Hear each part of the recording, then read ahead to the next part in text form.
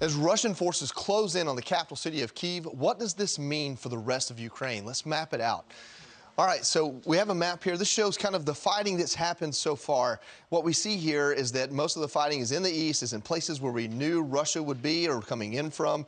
The main thing happening right now is the city of Kyiv still belongs to Ukrainians. And so with that, we're going to bring in an expert panel of military generals. Let's bring in our military leaders. General David Perkins, retired commander of the Army Training and Doctrine Command, retired General Keith Kellogg, Fox News contributor and former national security advisor to Vice President Pence, and retired Brigadier General Don Bolduc, U.S. Senate candidate and Army veteran who served 10 tours in Afghanistan. Gentlemen, thank you so much for joining this morning. And let's just kind of talk about what are the obstacles and challenges in front of the Ukrainian army now, or the entire country of Ukraine, as we talk about urban warfare and civilians picking up arms.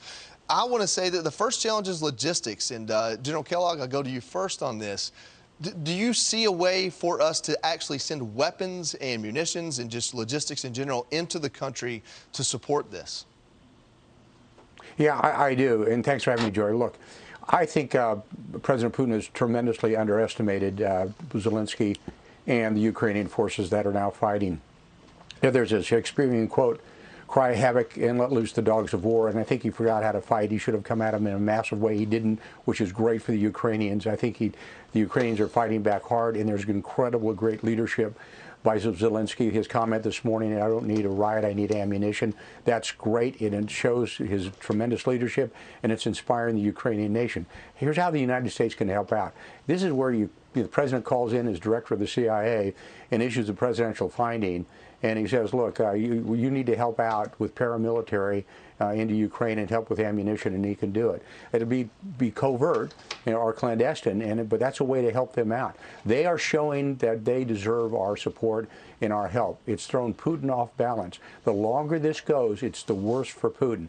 And if he cannot pull this off, then I think he better increase his bodyguards, because I think they're going to realize that it's a pariah as a leader and he's a pariah as a nation, and he can't stand that. I think that's the reason why we're hearing this morning of more BTGs. Those are battalion tactical groups. Each one around 800 people are coming in out of Belarus. That's his exploitation force, I think, that he intended to use later in the fight, and he has to use it to subdue Kyiv, and I don't think he can do it. I think it's reaching a point now where you look at those people fighting on the streets, and David will tell you this too from being in when he was in Baghdad.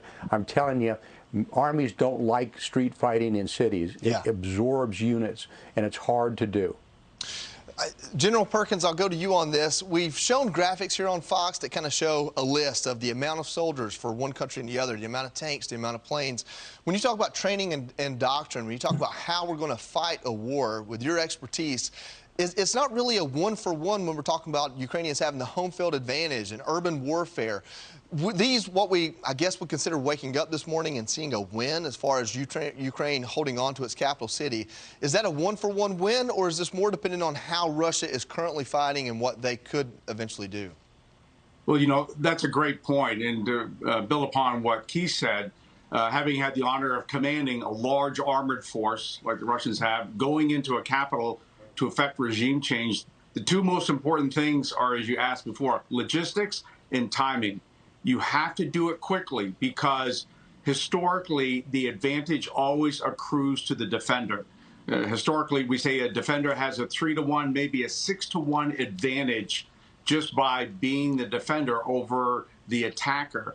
The second thing is, we talk about logistics. It's not just supplying the Ukrainians with logistics, but it's cutting off the Russian logistics. This is a very large armored force, very dependent upon fuel and ammunition. And if the Russians don't make their timelines, that means they can't establish what we call the lines of communication, which means they can't establish their logistical capability, which then it starts to compound itself and you start to grind to a halt. So when I'm looking at what's been reported with regards to casualties the Russians have lost, both in personnel and in armored vehicles, it does not look good for them. This is not occurring as quickly as they planned, and every hour it slows down, the advantage accrues to the Ukrainians. General Bolduc, you're running for Senate here in the United States. You've seen how our government has responded What would you do differently, or what would be your advice to our president right now, someone who's commanded troops 10 times in Afghanistan, as far as what we should be doing or how we should be handling this today? Not just what we should have changed, but how we should be handling it today. Well, thank you very much. I appreciate it. And I think both generals set the table really well on what the Russians are doing and the Ukrainians. But my biggest concern right now is the resistance and the resistance phase that we're going to have to go into. The Ukrainian people will resist the Russian occupation. They will not allow Russian rule or civil order. They will bring NATO into the conflict. This will bring NATO into the conflict directly, because we're going to need to support it. And then so we need to be aware that the logistics, lethal aid, and potentially sanctuary support in NATO countries is going to be something that's going to bring us into the conflict. And it may give Putin a justification to attack NATO countries, because he feels that this is supporting the Ukrainians in a way that is a direct threat to him. So I believe this is inevitable, and I don't know what we're doing. I think General Kellogg said, yes, presidential finding with the CIA. We also have our special operation forces. And this is the advice that I would be giving the president right now. We see what Putin's doing. We see that the Ukrainians have the resolve. We need to invest in that. But when we do, we have to have the resolve and the will to follow through with it, because Putin will react. Gentlemen, as general officers in the military, your service to our country is a debt we can't repay. Thank you so much for joining us, and thank you for your analysis. And let's hope this resolves quickly.